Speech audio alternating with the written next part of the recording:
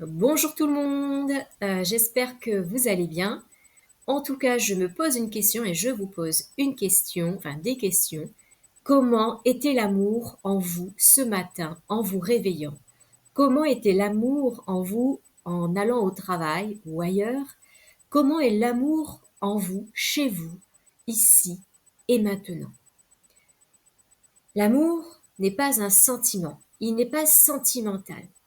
Il n'est pas amoureux, il n'est pas à un moment et à l'autre moment, il n'y est plus. C'est impossible. L'amour est à chaque instant, dans notre respiration, dans les pas qu'on fait, dans la vie, dans nos relations, dans chacune des situations qu'on peut vivre, dans tous nos gestes. L'amour, il est vivant. Il est le moyen pour chacun, à chaque instant, d'évoluer. L'amour que vous aviez ce matin au réveil n'est peut-être plus le même que vous avez maintenant, ou à quelque chose près, ou même très différent. Ce qui montre à quel point que nous évoluons à chaque instant. Nos atomes tournent à chaque instant. Cet instant, c'est le présent. Il n'y a pas de durée dans l'instant. Et donc, l'amour est le moyen qui nous permet de nous tirer aussi vers l'avant, pardon.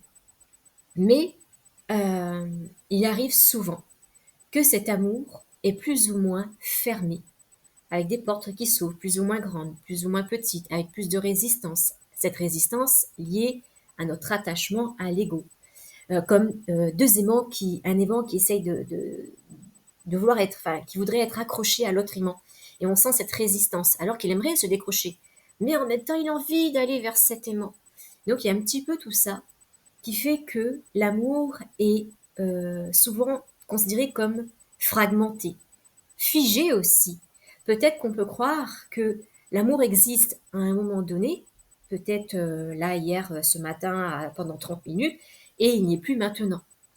Et en fait, ce n'est pas possible. Il est toujours là pour nous tirer en avant aussi. Il est différent à chaque instant. Il est important de comprendre que à travers notre personnage, notre ego, euh, on vit l'amour. On est un niveau vibratoire d'amour. Et dans ce niveau vibratoire d'amour, c'est-à-dire notre personnage globalement, va avoir des fréquences de niveau vibratoire, des sous-fréquences, on va dire, hein, pour donner un petit peu des petites branches comme ça, ces niveaux vibratoires d'amour vont évoluer qui vont évoluer obligatoirement en fonction de notre identification ou à l'ego ou à ce que nous sommes réellement, c'est-à-dire à l'être. L'amour est vivant partout, il est vivant en nous, mais la manière dont on l'utilise va être plus ou moins étriquée, va être plus ou moins libre. Nous sommes tous des niveaux vibratoires d'amour différents, uniques, bien que il y ait des similitudes, des choses qui se ressemblent, etc. Et chaque niveau vibratoire d'amour, vous, moi, toi, lui, est nécessaire, utile et indispensable à la vie. C'est comme dire que chaque niveau vibratoire d'amour est un nombre. Ce nombre évolue à chaque instant. Ce nombre est nécessaire dans l'évolution. Ce nombre, s'il tombe, ce niveau vibratoire d'amour, s'il tombe, tous les autres tombent. Que serait le 350 sans le 10?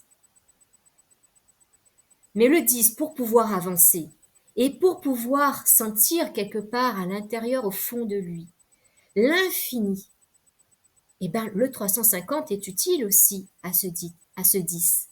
Parce que le 350, même s'il est très loin de lui, le tire quelque part en avant, indirectement. C'est comme une toile d'araignée, où en fait on va tisser tout un tas de croisements. Et ces croisements, en fait, quelque part, on pourrait dire, ce sont ce niveau vibratoire d'amour, tous utiles, à l'infini. Et peu importe là où on se situe par rapport à ce niveau vibratoire d'amour, qui d'ailleurs évolue à chaque instant, ce niveau vibratoire d'amour nous permet de voir à quel point il est libre. Il est libre à chaque instant. Seulement, notre ego, le mental, qui a tendance à fermer son robinet de l'amour parce qu'il a peur, parce qu'il aime bien que son ego reste bien attaché et reste bien au chaud dans, dans son cadre, dans ses limites, dans ses barreaux. Il ne veut pas que son ego s'échappe trop vite. Donc, il préfère fermer l'ego dans sa demeure, une demeure un petit peu étriquée quand même. Et par contre, le mental va apprendre au fur et à mesure et il va se laisser tout doucement, euh, il va tout doucement lâcher prise. Et au fur et à mesure, il va ouvrir son robinet d'amour, permettant à l'ego de sortir un petit peu. C'est un peu comme nos parents, on enferme nos enfants, on interdit, des choses comme ça, et puis du coup, bah, tout doucement, on laisse notre petit enfant partir, on ouvre les portes peu à peu pour le laisser être autonome, pour le laisser vivre ses expériences. Et en fait, c'est ça dont il est important de comprendre, c'est que par rapport à ce que vous étiez ce matin et par rapport à ce que vous êtes maintenant, il y a une différence. Elle peut être minime, comme elle peut être très grande. Si elle est minime, ça veut dire que, possiblement, que vous avez été peut-être au réveil de mauvaise humeur pour X raisons, mais que cette mauvaise humeur est liée à votre résistance. On croit que c'est toujours une situation, un événement ou quelqu'un qui va, ou la vie, ou ce monde actuel, etc., qui va nous empêcher d'être libres, qui va nous empêcher d'aller de l'avant et donc d'être dans l'amour. Mais on ne se rend pas compte que c'est nous-mêmes qui nous mettons dans cette situation parce que nous perdons, nous croyons que nous ne sommes pas responsables de ce que nous vivons. C'est-à-dire qu'on peut se sentir victime, et si on se sent victime, c'est qu'on ne se sent pas responsable, forcément. Mais si on est victime de quelqu'un ou de quelque chose ou d'une situation, c'est pour montrer aussi à quel point qu'on a oublié qui on était et qu'on était responsable. Et qu'en fait, ce que cette situation représente, ce qu'elle cherche à nous montrer, c'est surtout pour nous dire, au fond de nous, à l'intérieur de notre intuition, à l'intérieur de notre vraie demeure et non pas dans celle du mental, que là, je ne suis pas euh, au respect avec moi-même, que je ne suis pas honnête avec moi-même, que je n'ose pas dire peut-être quelque chose que j'aimerais dire au fond de moi, que j'aimerais peut-être changer quelque chose, mais que je n'ose pas faire pour l'instant.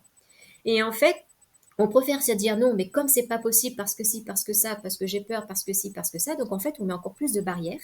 Et en fait, ça, c'est le mental qui vient un petit peu, euh, on va dire, mettre toutes ces limites pour nous empêcher d'avancer. Et en fait, on perd cette première intuition, on perd ce premier élan qui est l'élan de l'amour véritable vers soi, c'est-à-dire vers le respect de soi, vers le respect de soi et vers, on va dire, l'honnêteté envers soi-même. Et forcément, si on se sent victime, bourreau, sauveur, qu'on a peur, qu'on se sent pas bien, que là j'étais pas bien ce matin, que là ça va mieux, mais que là dans l'instant après, bizarrement il se passe quelque chose de pas super, etc. En fait, on fait du va-et-vient entre l'amour conditionné et l'amour inconditionnel pour donner des mots basiques, simples et compréhensibles par tout le monde. Conditionné, ça veut dire qu'on est conditionné et enfermé dans le mental qui pense avoir raison, qui pense euh, qu'il a toujours le dernier mot, qui pense toujours trouver des solutions, qui sait tout, qui pense savoir tout, etc. Donc, l'amour est conditionné. Et on ne peut pas voir en effet l'amour au-delà de ces barrières. Il est important en fait d'apprendre à nettoyer là où on peut pour justement dire à son mental, écoute là, c'est moi qui décide au fond de mon cœur pour dire que là, je ne veux plus t'écouter, je ne veux plus écouter mon ego, je ne veux plus écouter, euh, voilà, je veux avancer et je décide d'avancer parce que c'est la décision qui fait que on change de comportement, qu'on va changer aussi peut-être une situation et qui va nous permettre d'être plus libre dans l'amour, quel qu'il soit.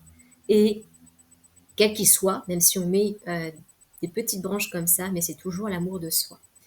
L'amour de soi n'a rien à voir avec l'égoïsme, n'a rien à voir avec toute cette, tout ce qu'on a pu apprendre hein, jusqu'à présent à l'école, c'est-à-dire surtout, voilà, pense aux autres, ne sois pas égoïste. Et en fait, oui, il faut penser aux autres. C'est hyper important parce que le service à autrui, l'amour de soi, c'est l'amour de l'autre aussi. Mais on nous a appris à faire pour faire avec le mental. Mais on nous a pas appris à être pour faire. Et c'est toute la différence qui fait que l'amour dans le faire pour faire et l'amour dans l'être pour faire devient totalement différent. À partir du moment où vous rencontrez de nouveau, ou pour la première fois votre enfant intérieur, ou peu importe la manière, les méthodes, etc., ben vous verrez que plus vous aurez cet amour envers vous-même, vous aurez plus confiance en vous et vous aurez envie encore plus de donner aux autres. Parce que lorsqu'on est dans le faire pour faire, dans l'amour conditionné, et ben ce qui se passe, c'est qu'on donne de l'énergie à l'autre, aux autres. Et on va faire ça toute notre vie. On va être bien, on va être poli, on va être sympa, on va être gentil, on va être ceci, on va être cela. Mais on va être blessé, toujours blessé parce on attend de recevoir de l'autre, on attend que quelqu'un de la famille fasse ci, on attend que, ah ben lui il m'a pas donné ça, il m'a pas dit merci, il m'a pas dit je t'aime, il n'a pas été présent pour moi, ou elle, enfin, peu importe. Et en fait, ce qui se passe, c'est qu'on perd de l'énergie. Et en fait, on rétrograde quelque part dans l'amour inconditionnel. Et on vient en plus s'enfermer dans l'amour conditionné, encore plus conditionné, où on ne voit que le mental et on ne voit que ses barreaux. Par contre, à partir du moment où on est dans le être, on réapprend à construire notre maison intérieure, notre vraie maison intérieure quelque part, et ben, et on va apprendre du coup à déstructurer au fur et à mesure ce mental qui nous a mis trop de limites, on va le garder à un moment donné, mais juste dans un cadre correct, juste, qui nous paraît juste, euh, on va pouvoir mettre en avant le fait, on va apporter euh, non seulement l'énergie à l'autre parce qu'on est dans le service à autrui, parce qu'on donne, parce qu'on aime donner, mais on va d'abord se le donner à soi-même. Et l'énergie circule entre là où on est, là où le jeu se situe, et l'autre, ou les autres. Et là, on est dans le être. On est dans une circulation fluide de l'amour inconditionnel. Et en fait, parce que on n'est plus dans l'attente de, euh, de recevoir, parce que on sait qu'on a fait d'abord le travail en soi, on a fait circuler l'énergie de l'amour à l'intérieur de soi pour être de plus en plus au respect de soi, pour être de plus en plus en accord avec soi-même, avec ce qui est juste, et non pas parce qu'on nous a dit, parce qu'il faut, parce que ceci ou parce que cela.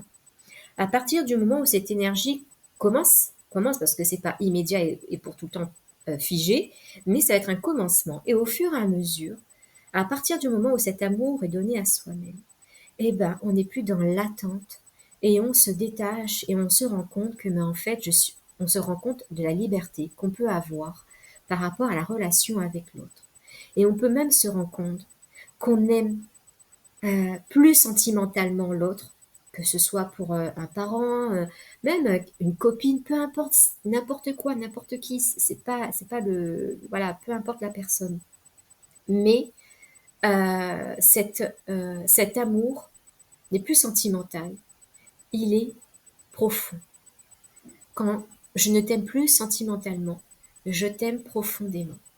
Et là, en fait, il se passe quelque chose de merveilleux parce que on a l'impression d'être un atome, d'être un aimant, d'être un électron un peu plus libre, tout en étant toujours là, dans la relation.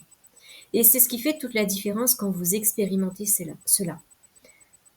L'amour est vivant, conditionné ou pas, mais il est vivant. Et forcément, on va se sentir encore plus vivant lorsqu'on est conditionné, où on se dit, oh là là, oui, moi je veux ci, j'aimerais ça, ceci, cela, et on a l'impression de se raccrocher à l'amour, etc., à l'extérieur de nous, à l'amour de quelqu'un. L'amour est toujours soi. L'amour est toujours là. L'amour est toujours à l'intérieur de chacun. Attendre l'amour, quel qu'il soit de l'autre, c'est attendre l'amour sentimental de l'autre. Mais l'amour universel est en vous aussi, bien qu'il est en l'autre aussi, bien sûr. Mais là, je parle de là où vous vous situez par rapport à l'autre et aux autres. L'amour est, est fragmenté, on va dire, est séquencé et fragmenté, on va dire, en différentes sous-branches, c'est-à-dire nous, en tant que niveau vibratoire d'amour, qui évolue vers cet amour universel. Et en allant aussi de branche en branche, en allant à la rencontre de l'autre et des autres, pouvoir s'unir aussi à l'autre. Parce qu'à partir du moment où l'énergie de l'amour circule en nous, et ben peu à peu, on arrive à être dans l'unité avec l'autre.